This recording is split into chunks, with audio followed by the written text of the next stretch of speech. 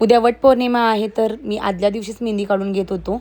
आणि ह्या आहेत वेदिका वहिनी. मला मेहंदी काढता येत नाही म्हणून आम्ही ह्या वहिनींना बोलवलं होतं. माझ्या दोन्ही हातावरती वहिनींनी खूप छान मेहंदी काढली. दुसऱ्या दिवशी आम्ही लवकर उठून आवरायला घेतलं आणि दोघींनी मिळून मला साडी नेसवली. आणि ह्या दोघींना खूप हौस आहे, मलाही साडी नेसता येते. पण आता ह्या म्हटल्या आम्ही आवरतो तुला आज, म्हणून या दोघींनी आवरलं. संक्रांतीत देखील या दोघींनीच आवरलं होतं. आणि मला मेकअप देखील करता येत नाही. मग ह्या दोघींकडे साहित्य आहे माझ्या बहिणींकडं. त्या म्हटल्या आम्ही आवरतो, गप आवरून घ्यायचं, काम करायचं. म्हटलं मला काही लई झँकी बँकी आवडत नाही, तुम्ही काय जास्त करू नका. तर त्या माझं ऐकतच नव्हत्या. एखाद्या गोष्टीची जर आपल्याला आवड असेल तर सवड आपल्या पण निघते शिकण्यासाठी. तर मला कधी मेकअप वगैरे करण्यात इंटरेस्ट वाटलाच नाही. आणि मेहंदीसुद्धा मी कधी शिकलेलोच नाही, मला काही इंटरेस्ट त्यामध्ये सुद्धा नव्हता. मग मी कधी शिकलोच नाही, कारण कधी शिकण्याचा असा संबंध आलाच नाही. आणि मला मेहंदी मुळात काढायला पण आवडत नाही. माझा हात लय मोठा आहेत आणि काढायचं आणि कुणाकडनं काढून घ्यायला पण मला कसं तरी वाटते, कारण हात मोठे ते काढणाऱ्याला सुद्धा कंटाळा येतोय. ह्या दोघींना थोडं तरी येते. आणि आयुष्य आमची रांगोळी पण छान काढते आणि मेहंदी पण बऱ्यापैकी काढत्या. शिवानी नाही, तिला चित्र काढायला आवडतात आणि रांगोळी बऱ्यापैकी काढत्या. मेहंदी तिला पण नाही येत. बारकं झोपलं होतं त्यामुळं हे सगळं मला आवडता आलं. आणि मोठा गेला होता शाळेला, त्याला आज आम्ही शाळेचं ठेवून नाही घेतलं. म्हटलं शाळेला जाऊन ये जा. आणि सुट्टी नव्हती, त्यांना कंटाळा होता, नाही म्हणत होता. पण तरी पण म्हटलं नाही, शाळेला जायचं, कारण आम्ही दुसऱ्या दिवशी सुट्टी घेणार होतो. त्याच्यासाठी आम्ही बाहेर चाललेलो. दोन्हीकडनं लागल्या होत्या, माझं ऐकतच नव्हत्या जरा पण. अगं जास्त काय लावू नका, जास्त आवरू नका, मला नाही आवडत. तर नाही, आवरायचंच, कारण लग्नाला 9 वर्ष झाली माझ्या. 9 वर्षात मी कधीच एवढा मेकअप केला नाही. आणि आता ते मला बरोबर पण वाटत नाही, पण ह्या सांगून ह्यांना चालत नाही. ह्या म्हणतात नाही, आता तू करायचं, आता तुला आवरायचं, तू म्हणजे तू सवय करून घे, तू शिकून घे. पण मला नाही आवडत. साहेब पण म्हणतात शिकून घे सगळं, बघ तू, आणि घेऊया आपण चांगलं सगळं साहित्य. मला आवडच नाही कधीतरी आवरायचं, आणि मग ते घेऊन काय उपयोग त्याचा. तर नाही, घेऊन ठेवायचं, कधी का उपयोगाला येईल सांगता येत नाही असं म्हणतात. ते बरोबरच आहे, कारण ऐन टायमाला काय जरी आवरायचं करायचं म्हटलं तर दुसऱ्यांचं मागून आणण्यापेक्षा स्वतःकडे असलेलं कधीही चांगलं. माझा मेकअप आता झालेला आहे, तुम्ही पाहू शकता. आता ही हेअरस्टाईल करायला लागली शिवानी, आणि हिला हेअरस्टाईल करण्यात खूप इंटरेस्ट आहे आणि तिला येतात पण खूप छान छान हेअरस्टाईल. मग ती ट्राय करत होती नवीन काहीतरी, आणि मी सारखं हलत होतं. त्यात बारकं उठलं आणि बारकं मला काही केल्या तिथं बसूच देत नव्हतं. माझ्या लहानपणीचे दिवस आठवलं. आम्ही लहान असताना साडी वगैरे नेसताना किंवा हेअरस्टाईल करायला आमच्या गल्लीत एक दीदी होती, पूनम दीदी म्हणून, आम्ही तिच्याकडे जायचो. आणि अख्ख्या गल्लीतल्या पोरी आम्ही तिच्याकडे असायचो. खूप गर्दी असायची तिच्याजवळ. माझी हेअरस्टाईल कर दीदी, आम्हाला साडी नेसव, मला साडी नेसव असं सांगायला. आदल्या दिवशीपासून आम्ही नंबर लावून ठेवणार. ह्या लहान असताना ह्यांचं मी सगळं आवरत होतो, मला येते तसं.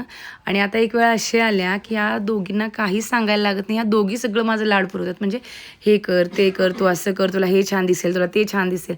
किती तरी नाही म्हटलं तर ऐकतच नाहीत. कधी मी वटपौर्णिमेला एवढं आवरलो नाही. त्या आज मला त्याने एवढं आवरलं होतं आणि छान असं तयार केलं होतं, तुम्ही बघू शकता. आणि त्यात बारकं मध्ये करत होतं. त्यानं पहिल्यांदाच बघितलं होतं आईला एवढं तयार झालेलं, आणि सगळं त्याला काढून टाकायचं होतं, ओढत होतं फक्त. ह्या दोघींची कामं तशीच ठेवून ह्या दोघी मला आवरण्याच्या पाठीमागे लागल्या होत्या. आणि सगळा पसारा इकडे तिकडेच मांडला होता. सगळं साहित्य पण सापडत नव्हतं, आणि साहित्य सापडत नव्हतं त्यामुळे पसारा झाला होता, कुठं काय हे शोधण्यासाठी. मी पोरींची सगळी हौस पूर्ण करते, पण पोरी कधीतरीच मला आवडतात, पण सगळी कसर भरून काढतात. आणि बघू शकता तुम्ही कशी मज्जा करते. बारका अजिबात ऐकत नाही आहे. खूप दिवसांनी पब घातला मी. माझ्या कॉलेजची हेअरस्टाईल ही असा पब घालायचा आणि वेणी घालायची, चपचपीत तेल लावायचं, वेणी घालायची, आणि ती वेणी एका साईडला घ्यायची. आणि माझ्या केसांचं तेल अजिबात जात नव्हतं, कायम माझ्या केसांना चपचपीत तेल असायचं. आता जरा मी बदललो आहे. इतरांचं बघून माप वाटायचं की आपल्याला कधी असं मेकअप करायला येणार, आपण कधी असं तयार व्हायचं, आपण कसं ऑफिसला असं लिपस्टिक वगैरे लावून जायचं. पण मला ते कधी जमलंच नाही. मी ट्राय केलं पण मला ते कधी झालंच नाही. हाय असं मी साधीच जात होतो. मला वाईट वाटायला लागलं की नाही, मग मी साहेबांना बोलायचो मला काय येत नाही, मला मेकअप करता येत नाही, मला हेअरस्टाईल येत नाही, आवरता येत नाही. तर साहेब म्हणायचे कशाला यायला पाहिजे, यावंच असं काही नाही, तुला इच्छा असेल तर तू शिकून घे, नसेल तर आहे नॅचरल ब्युटी. ते थापलं म्हणजेच काय शहाणं म्हणत नाहीत, पण असतं ना एक बेसिक तरी आपल्याला आलं पाहिजे. म्हणून माझी धडपड चालली होती. पण आता ह्या मुलींच्यामुळं मला थोडंफार माहिती झालं आहे. ह्याच्या आधी काय घ्यायचं म्हटलं तर विचार करायला लागायचा सगळीकडनंच पैशाचा. मग हे एवढं महाग असेल, मग हे आपल्याला जमेल का, येईल का, कारण मग मी एकटी जॉब करत होतो, साहेब अभ्यास करत होते. आणि आत्ता कोणत्याच गोष्टीचं मला बऱ्यापैकी टेन्शन नाही आहे, कारण साहेब चांगल्या पोस्टवरती आहेत. आणि सध्या तरी मी सुट्टीवरती आहे, मॅटर्निटी लिव्हवरती. आणि आता शिकायला काहीच हरकत नाही आहे, आणि मी घेऊही शकते सगळं साहित्य. पण ती आवड माझ्यात नाही आहे. ती आवड हळूहळू करून मला निर्माण करायला लागणार आणि शिकेन मी हळूहळू करून. मी कोणतंही साहित्य खरेदी करायला गेलो की आपल्यासाठी घ्यावं असं मला काय वाटतच नाही. मला असं वाटतं की झालं आता आपलं लग्नाला 9-10 वर्ष झाल्यात, पोरींची लग्न व्हायची आहेत आणि पोरींकडे आपल्या हे नाही आहे, आपण हे मुलींसाठीच घेऊया हे माझं असतं. आणि मी ह्या दोघींसाठीच काय घ्यायचं ते चाललेलं असते माझं. हे हिला चांगलं दिसेल ते तिला चांगलं दिसेल, या दोघी एकमेकाला हे देऊन ते देऊन वापरतील आणि आपण हे पोरींच्यासाठी घेऊया. फायनली मी परफेक्ट तयार झालेली आहे. ही आहे माझी हेअरस्टाईल आणि असं मला तयार केलेलं आहे त्यांनी.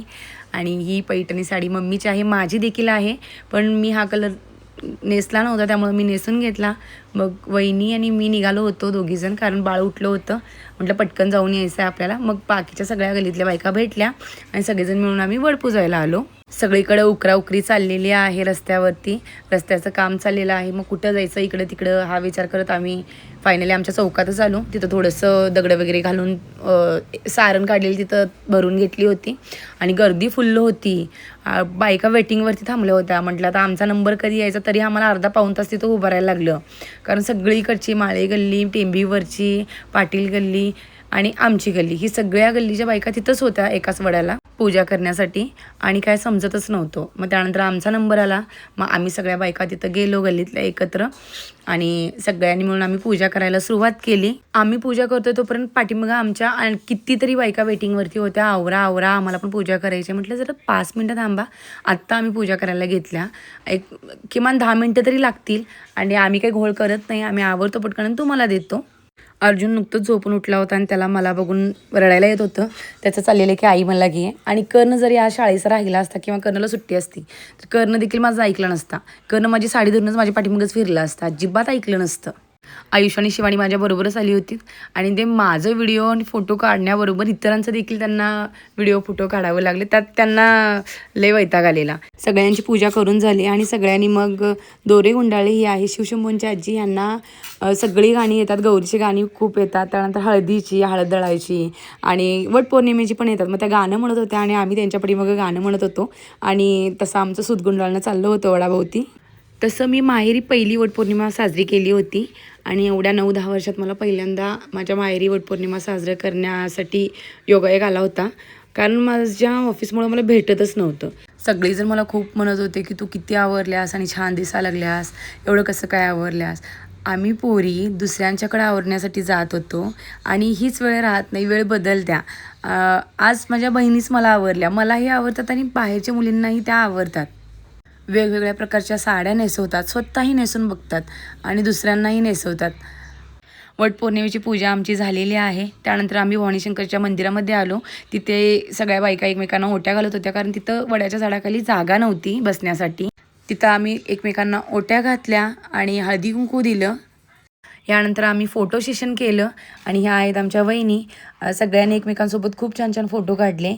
आणि तर आज आम्ही अशी वटपौर्णिमा साजरी केली. तुम्ही कशी केला ते कमेंटमध्ये नक्की सांगा आणि असेच नवनवीन व्हिडिओ पाहण्यासाठी माझ्या यूट्यूब चॅनलला सबस्क्राईब करा, व्हिडिओला लाईक करा, शेअर करा आणि कमेंट नक्की करा.